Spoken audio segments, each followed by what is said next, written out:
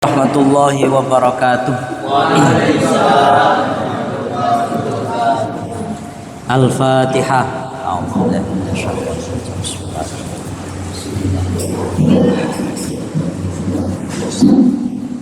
Ihdinas siratal mustaqim, siratal ladzina an'amta 'alaihim.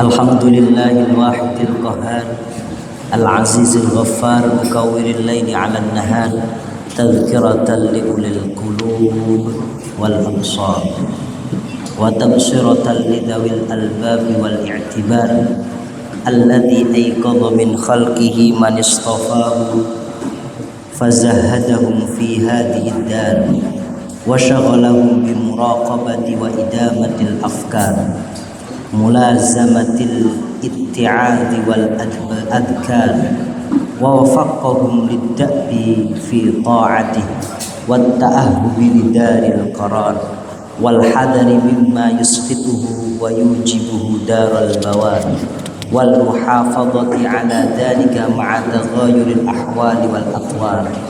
Ahmaduhu ablagha hamdi wa azkahu wa ashmalahu wa anmahu wa asyhadu an la ilaha illallahul barrul karim ar-raufur rahim wa asyhadu anna muhammadan abduhu wa rasuluhu wa habibuhu wa khaliluhu al-hadi ila siratil mustaqim wad da'i ila dinil qawim. Shalawatullah wa salamuhu alaihi wa ala sairin nabiyyin wa ali kullin wa sairis salihin, amma ba'd. Yang saya muliakan pada seluruh pengurus Musholla Darul Rahmah, hadirin hadirat sedaya mawon ingkang hadir wonten majelis rutin sholawat burdah yang insyaallah dimuliakan oleh Allah Subhanahu wa taala. Alhamdulillah, hari ini kita masih diberikan kekuatan oleh Allah untuk istiqomah melaksanakan kajian rutin pembacaan sholawat burdah dan kajian taklim tentang seputar pesan-pesan Rasulullah Muhammad Sallallahu Alaihi Wasallam.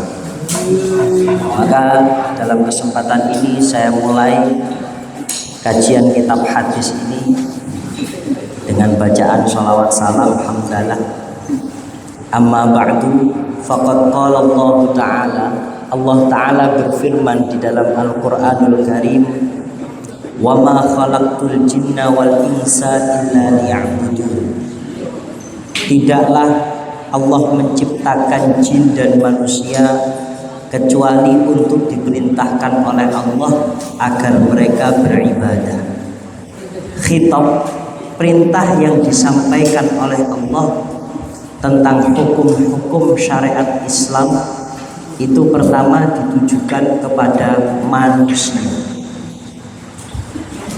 yang kedua ditujukan kepada jin. Berarti yang mendapatkan hukuman atas kemaksiatan itu ternyata tidak hanya manusia, jin pun juga jika ia tidak taat kepada Allah akan disiksa oleh Allah sama seperti manusia. Dari sini dapat kita ambil pengertian bahwasanya jin dengan manusia ini podo-podo makhluk Allah, sama-sama mendapatkan perintah dari Allah. Jadi menungso karo jin iki bolone.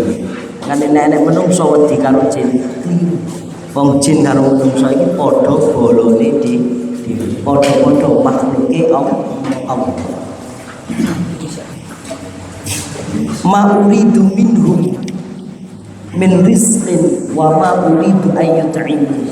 Allah memerintahkan untuk beribadah kepada kita, kepada jin, itu semata-mata bukan karena Allah mengharapkan sesuatu dari kita. Ma uridu minhum min syai'in. Allah tidak berharap suatu apapun dari kita, tidak. Jika kita bermaksiat kepada Allah, Allah tidak rugi. Boten. Karena memang Allah tidak butuh dengan kita. Wa ma uridu ayyut'imun. Allah juga tidak mengharapkan imbalan dari kita. Kita diciptakan oleh Allah. Allah memerintahkan kita untuk beribadah. Apakah Allah mengharapkan imbalan kepada kita atas penciptaan, atas rahmat, atas nikmat yang diberikan oleh Allah kepada kita? Tidak. Semata-mata itu adalah perintah dari Allah. Qala al-Gawashi fi tafsirihil kabir aw ma'a ta'ala ila annahu lam yakhluqul khalq wa lam yursal rusulahu abatha. Dalam kitab tafsir kabir ayat wa ma khalaqtul jinna wal insa illa liya'budun, di situ memberikan isyarat bahwa sesungguhnya Allah Ta'ala menciptakan para makhluknya. Allah Ta'ala mengutus para rasulnya di tengah-tengah kita semua ini diciptakan oleh Allah, tidaklah semata-mata karena hanya menciptakan secara nganggur. Di kula panjenengan sedaya niki diciptakno karo Gusti Allah ana gunane. Nggih. Sak ganteng-gantenge wong niku nek diciptakno karo Allah mesti ana gunane. Sebaliknya sak elek-eleke wong yang diciptakan oleh Allah di dunia ini juga ada manfaatnya. Sak sempurnane wong ana manfaate. Sak gak sempurnane wong kalau dia diciptakan oleh Allah pasti ada manfaatnya. Contohnya ngeten, ora ono wong iku dikatakan ayu nek gak ono wong elek. Berarti sing elek kan manfaati nang ngene sing ayu. Ora nek wong niku melarat diciptakno karo Allah gak ono manfaate mboten. Wong sugih iku dikatakan kaya kalau ada yang miskin. Orang miskin dikatakan miskin kalau ada yang kaya. Hidup itu saling melengkapi. Makanya dalam kehidupan ini jangan saling mencaci. Kita hidup ini saling melengkapi. Ada wanita, ada laki-laki, ada wanita, ada pria, ada siang, ada malam. Semua itu saling melengkapi. Jika dalam kehidupan ini kita paham dengan konsep saling melengkapi ini, pasti hidup di dunia sejahtera. Tidak ada permusuhan, tapi hal itu mustahil. Karena dalam sebuah permusuhan ini, di situ ada keberkahan luar biasa yang diciptakan oleh Allah untuk menguji keimanan manusia. Makanya wong niku nek rumah tangga, kan yo enek bojo itu, enek bojo lanang.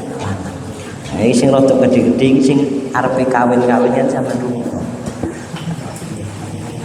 Jika sampai ketika ingin memilih seorang pasangan, kamu memilih yang paling cocok di antara kalian, sampai tuwek ora bakal nemu.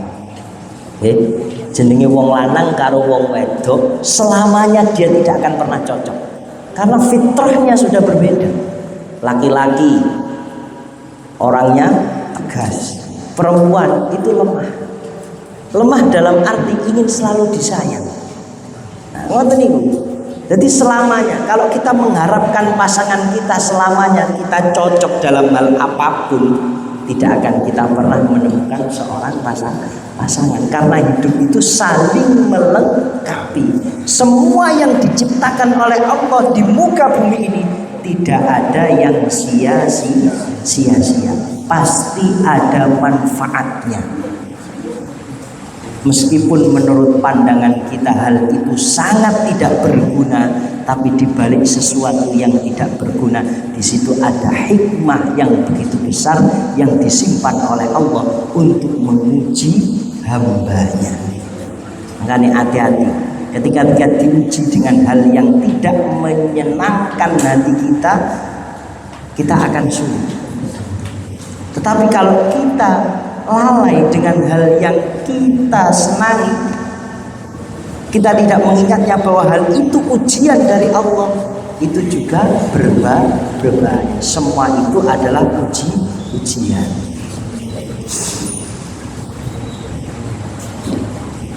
Wa innama khalaqahum li amrin adim wa tauhiduhu wa ta'atuhu ma'a ghinahu an dzalika tafdilan lahum wa tashrifan. Semua ini diciptakan oleh Allah. Menungso diciptakno kali Gusti Allah, jin diciptakno kali Gusti Allah. Disiapkan oleh Allah segala yang menjadi kebutuhannya. Kebutuhan pokok, makanan, minuman, semuanya dicukupi oleh Allah. Dengan segala potensi yang ada di sekeliling kita. Semuanya itu semata-mata untuk menyiapkan manusia agar manusia bisa taat kepada Allah. Karena tujuan Allah menciptakan adalah li amrin azim. Ada suatu hal yang begitu besar, yaitu tauhid, untuk menyucikan hati mereka dari segala sesuatu selain Allah. Wa ta'atuh, agar manusia, jin, semuanya hamba-hamba Allah bisa taat kepada Allah. Seandainya Allah membukakan telinga kita, maka kita akan mendengar pohon-pohon di sekeliling kita, mereka semuanya itu berzikir kepada Allah. Hewan-hewan di sekeliling kita semuanya berzikir kepada Allah. Tetapi hal itu menjadi rahasia Allah. Itu semua Allah yang tahu. Kita diuji keimanan kita oleh Allah. Apakah dengan kita tidak mendengar zikir mereka? Apakah dengan kita tidak mampu melihat bahwa semua makhluk Allah yang di muka bumi ini adalah beribadah kepada Allah, kita tetap istiqomah beribadah kepada Allah. Semua itu ujian dari Allah. Wakilah amun maknahu ma khalaqtuhum illa li amrihim bil ibadah liqaulihi wa ma umiru illa liya'budullaha mukhlishina lahuddin. Tidaklah kita semua di muka bumi ini diciptakan oleh Allah kecuali untuk diperintahkan beribadah kepada Allah mukhlisin. Dalam beribadah ini ada syaratnya. Orang kok terus sholatnya rajin, ngajine rajin, wis pokoknya melok sholat, pokoknya ngaji, boten. Tapi semua itu ada syaratnya. Pertama adalah mukhlisin, ikhlas. Ikhlas ini menjadi syarat utama dalam beribadah. Ibadah yang tidak didasari dengan keikhlasan itu tidak akan memberikan sinar yang terang di dalam hati seorang mukmin. Melainkan ibadah yang didasari dengan ketidakikhlasan akan memberikan kegelapan yang begitu keruh di dalam hati orang muslim. Maka syarat utama adalah ikhlas dalam beramal. Mukhlishina lahuddin, orang yang ikhlas itu adalah orang yang berpegang teguh kepada agamanya Allah. Wa ma khalaqtus su'ada minal fariqain illa li'ibadati. Allah menciptakan dua golongan dari manusia. Pertama, golongan orang-orang yang hidupnya beruntung. Siapakah orang yang hidupnya beruntung? Orang yang hidupnya beruntung adalah orang yang taat beribadah kepada Allah. Wal asqiya minhum illa limaksiyati. Dan orang-orang yang hidupnya sengsara. Siapakah orang yang hidupnya sengsara? Orang yang hidupnya sengsara adalah orang yang melakukan maksiat kepada Allah.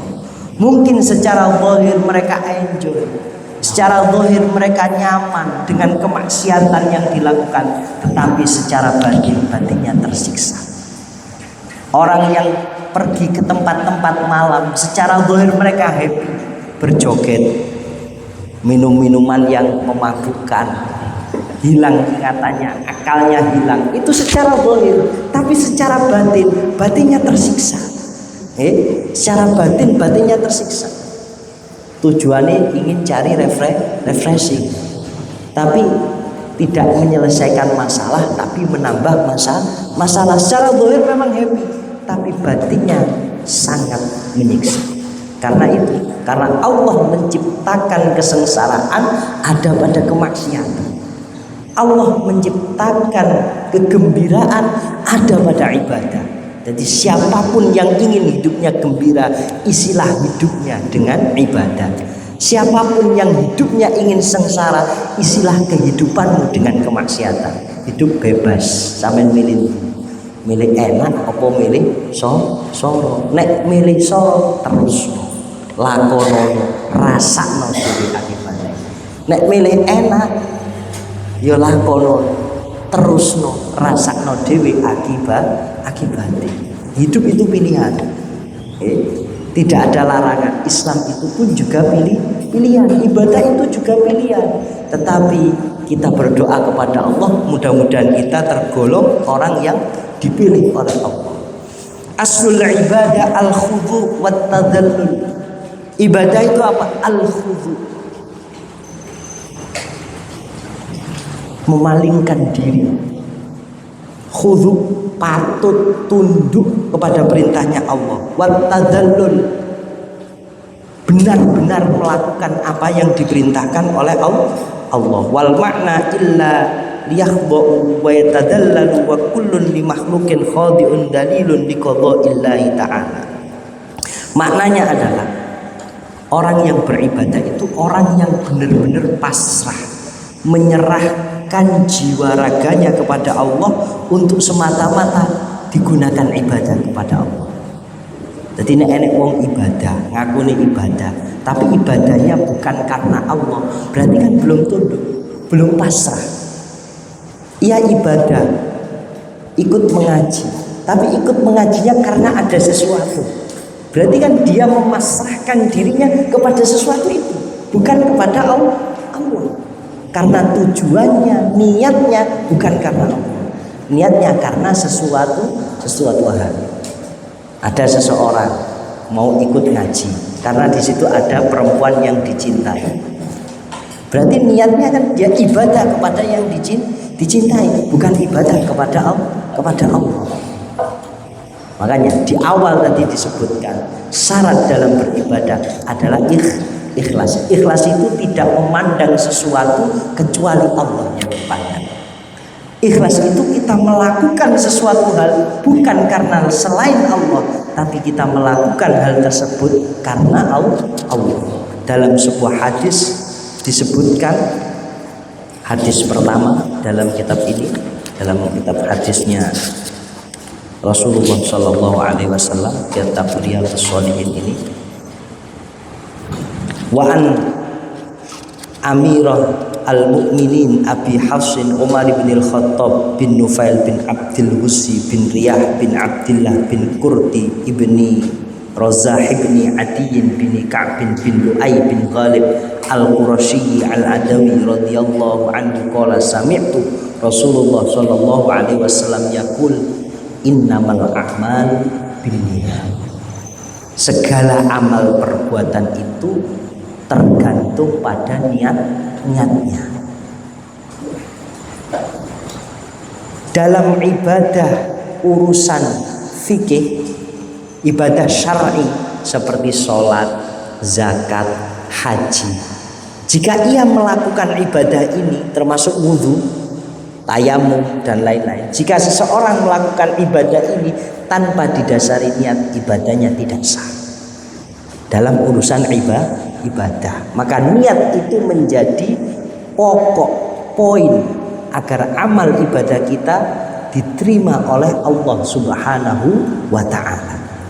Innamal a'malu binniyat wa innamal likulli imri'in ma nawa, dan segala sesuatu tergantung niatnya. Faman kana hijratuhu ilallah wa rasulihi fahijratuhu ilallah wa rasulihi. Barang siapa hijrahnya karena Allah dan karena Rasulnya, maka ia berhijrah benar-benar karena Allah dan karena Rasul.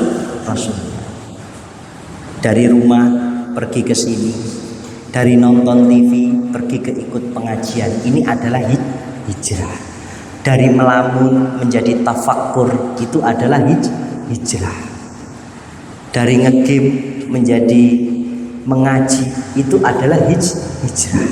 Hijrah tidak harus kita pergi ke Mekah, pergi kemana, tidak. Hijrah itu adalah memalingkan diri dari perbuatan yang tidak bermanfaat menjadi perbuatan yang manfaat.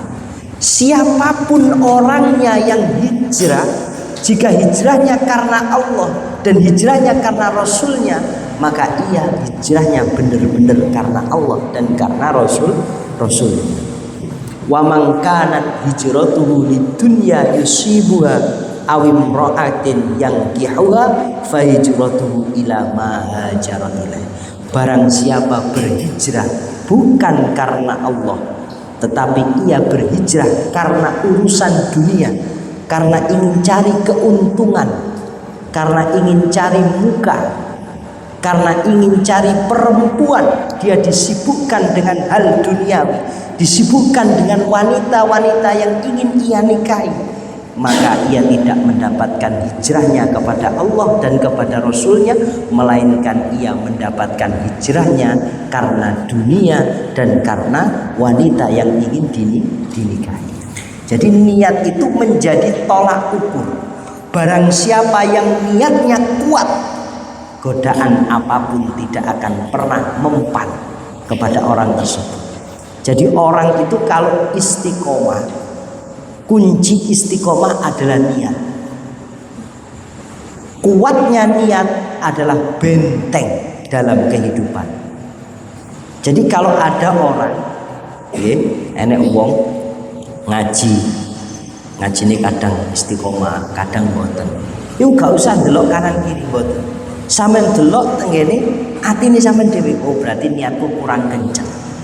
Contohnya nggih enek wong lanang seneng karo wong wedok. Wis, wong tuane gak setuju. Keluargane ora setuju. Tapi anta wa ana urid. Wallahu fa'alun lima yurid. Kamu menginginkan, saya juga menginginkan, tetapi Allah yang maha berkehendak. Dalile ngono, masih wong tua gak setuju, keluarga gak sing setuju, sing penting aku duwe karep. Apapun cara dilakukan untuk mendapatkan tujuan, inilah kekuatan niat. Jadi sing penting pun duwe niat wong itu. Sukses tidaknya seseorang tergantung pada niatnya. Kalau niatnya tinggi, niatnya kuat, apapun rintangan yang ada di depannya pasti akan terhalang. Apapun halangan yang ada di depannya pasti akan minggir karena niat. Tapi orang itu kalau tidak punya niat, niatnya setengah-setengah, baru melangkah ia akan binasa. Maka niat itu menjadi kunci pokok dalam segala perbuatan. Sampeyan pengen dadi wong opo tergantung niatmu. Sampeyan pengen piye tergantung niatmu. Bahkan ibadah itu diterima oleh Allah bukan karena yang lain, tetapi karena niat. Ketulusan niat ini menjadi tolak ukur diterimanya amal. Makanya sampeyan cari orang yang tulus. Jangan mencari orang yang tidak tulus. Karena sesuatu yang dilakukan dengan tidak tulus, maka sesuatu itu tidak akan abadi. Kalau kalau segala sesuatu itu kita lakukan dengan hati yang tulus, dengan niat yang kuat, insya Allah jalannya mulus. Jalan berliku tidak akan ada kecuali pada orang yang tidak punya niat. Orang yang niatnya kuat, jalannya pasti mulus. Jadi poin pertama dalam hadis ini adalah niat. Segala amal ibadah itu harus didasari dengan niat karena Allah. Ikhlas dalam beramal adalah kunci diterimanya amal. Mudah-mudahan kita semua yang hadir di sini tergolong menjadi hambanya Allah yang mukhlis, hambanya Allah yang ikhlas dalam beramal, hambanya Allah yang taat dalam menjalankan perintahnya Allah. Amin Allahumma amin. Al-Fatihah.